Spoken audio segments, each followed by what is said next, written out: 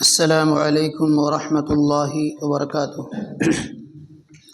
الحمد للہ وحدہ والصلاة والسلام علی من لا نبی بعدہ، اما بعد۔ عن عثمان بن عفان رضی اللہ تعالی عنہ قال قال رسول اللہ صلی اللہ علیہ وسلم: من توضأ فأحسن الوضوء خرجت خطاياه من جسده حتى تخرج من تحت اظفاره، رواہ مسلم۔ محترم مصلیان کرام، اللہ رب العالمین کا مومنوں پر، مسلمانوں پر بڑا ہی فضل اور احسان ہے کہ اللہ رب العالمین بہت سارے موقع اور بہت سارے ایسے اعمال بنا دیے ہیں اور بنا دیتا ہے، اور ان اعمال کو کرنے میں آسانی پیدا کر دیتا ہے، اور ان کے کرنے کے بعد اللہ رب العالمین بے شمار اجر و ثواب عطا فرماتا ہے۔ معمولی عمل پر بڑے سے بڑا اجر اللہ رب العالمین عطا فرماتا ہے۔ یہ اللہ رب العالمین کی مہربانی ہے اور اللہ رب العالمین کا ہم پر احسان ہے۔ ایک عمل وضو بنانا، ہم اور آپ جانتے ہیں کہ نماز پڑھنے کے لیے ایک ضروری چیز کیا ہے؟ وضو بنانا۔ وضو بنانا کیا ہے؟ شرط ہے، ضروری ہے۔ بغیر وضو کے ہم نماز نہیں پڑھ سکتے، بغیر وضو کے نماز نہیں پڑھ سکتے ہیں۔ اگر وضو آپ کا نہیں ہے، وضو آپ کا ٹوٹا ہوا ہے، آپ نماز کتنا بھی اچھے سے پڑھیں، کتنی لمبی قرات کریں، کتنے ہی سنت کے مطابق کریں، وہ نہیں ہوگا۔ تو وضو جو ہے یہ کنجی ہے، نماز کی کنجی کیا ہے؟ چابی کیا ہے؟ وضو ہے۔ اب وضو نبی صلی اللہ علیہ وسلم سے جس طریقے پر ثابت ہے، جس کیفیت کے ساتھ ثابت ہے، اسی طریقے سے ہم اگر وضو بنا لیتے ہیں، زیادہ سے زیادہ 3 مرتبہ اور کم سے کم 1 مرتبہ ہر اعضاء کو دھلنا ہے۔ 3 مرتبہ دائیں ہتھیلی کو اچھے سے دھلنا ہے، بائیں ہتھیلی کو 3 مرتبہ کلی کرنا، ناک میں پانی داخل کرنا 3 مرتبہ، چہرہ دھلنا اچھے طریقے سے 3 مرتبہ، دائیں ہاتھ کو کوہنیوں تک 3 مرتبہ دھلنا، بائیں ہاتھ کو کوہنیوں تک 3 مرتبہ دھلنا، اس کے بعد سر کا مسح کرنا، کان کا مسح کرنا 1 بار، پھر اس کے بعد داہنے پیر کو دھلنا، اور اس کے بعد بائیں پیر کو دھلنا 3 بار، اور پیر اور انگلیاں دھلتے وقت خلال بھی کرتے رہنا۔ اس انداز سے کوئی وضو کر لیتا ہے۔ یہ میں نے اختصار کے ساتھ ساری باتیں بیان کر دی ہیں، کیونکہ الحمدللہ اکثر لوگوں کو معلوم ہے، اور نہیں معلوم ہوگا تو پوچھ بھی سکتے ہیں۔ تو ایسے سنت کے مطابق اگر کوئی وضو کرتا ہے،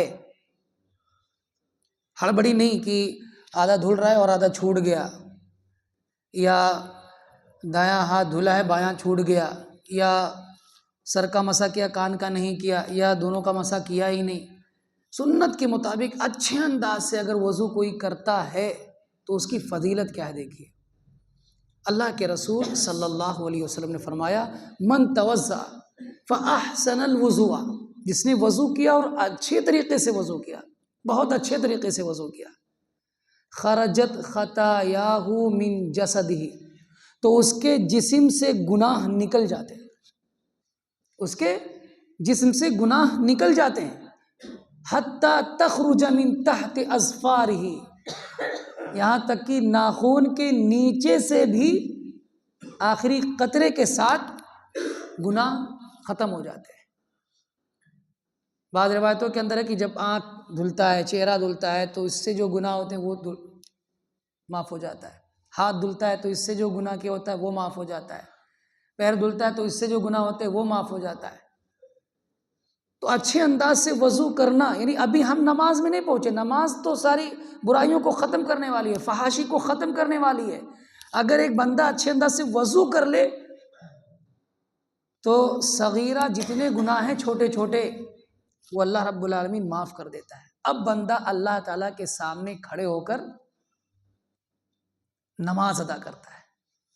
اب دیکھیے نماز کی کیفیت کیا ہوگی کہ جب بندہ اچھے سے وضو کر لے اور مسجد میں آ کر نماز کے لیے کھڑا ہو جائے، صغیرہ گناہ اس کے معاف ہو چکے ہوں، اور کھڑے ہو کر خشوع خضوع کے ساتھ اللہ سے ڈرتے ہوئے اور اچھے انداز سے کلمات کو ادا کر کے اور پوری توجہ کے ساتھ نماز ادا کر کے جب نکلے گا باہر، تو پھر اس کے مقام و مرتبے کا اندازہ کیا ہوگا، اس کے اجر و ثواب کا اندازہ کیا آپ لگا سکتے ہیں۔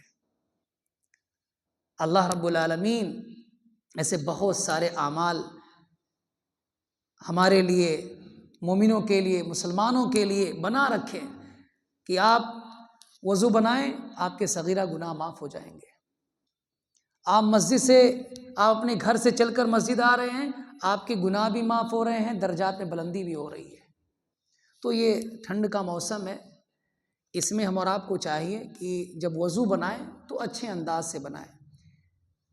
جب ہم وضو کرنے بیٹھیں تو اچھے انداز سے وضو کریں، ہمارا کوئی بھی اعضاء خشک نہ ہو۔ بیماری، پریشانی میں، تکلیف میں آپ کے لیے تیمم کی ایک صورت ہے، میں بتا بھی چکا ہوں پچھلے سردیوں میں، لیکن جب آپ وضو بنانے بیٹھیں اگر پانی سے، تو آپ کو اچھے انداز سے بنانا ہے، اچھے طریقے سے بنانا ہے، کوئی اعضاء آپ کا خشک نہیں رہنا چاہیے جہاں جہاں اعضاء وضو ہیں۔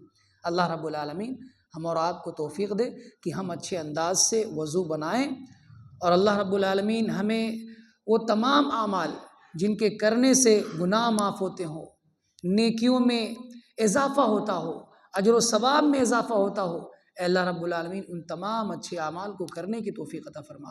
اے اللہ رب العالمین ہمیں 5 وقتہ نمازی بنا، ہماری اولادوں کو نمازی بنا، ہمارے گھر والوں کو نمازی بنا۔ اے اللہ رب العالمین ہمارے گھر میں، ہمارے دکان میں، ہمارے کاروبار میں، ہمارے معاشرے میں خیر و برکت کا نزول فرما۔ اے اللہ رب العالمین ہم سے جو بھی خطائیں ہو جاتی ہیں، غلطیاں ہو جاتی ہیں، گناہ ہو جاتے ہیں، اے اللہ رب العالمین ہم گنہگار ہیں اور تو غفار ہے، اے اللہ تو معاف فرما دے۔ اے اللہ رب العالمین تو قہر و غضب والا ہے، تو سخت عذاب والا ہے، اے اللہ ہم تیرے عذاب سے ڈرتے ہیں، ہم تیرے قہر سے ڈرتے ہیں، اے اللہ رب العالمین ہم تجھ سے ڈرنے والے ہیں۔ اے اللہ رب العالمین ہماری ساری خطاؤں کو معاف فرما دے۔ اے اللہ رب العالمین ہم جب تک زندہ رہیں تیری عبادت کرتے رہیں، تجھ سے سوال کرتے رہیں، تجھ سے رجوع کرتے رہیں، تجھ سے معافی مانگتے رہیں۔ اے اللہ رب العالمین ہمارا جب خاتمہ ہو تو ایمان پر ہو، اسلام پر ہو، آمین۔ وآخر دعوانا الحمد للہ رب العالمین۔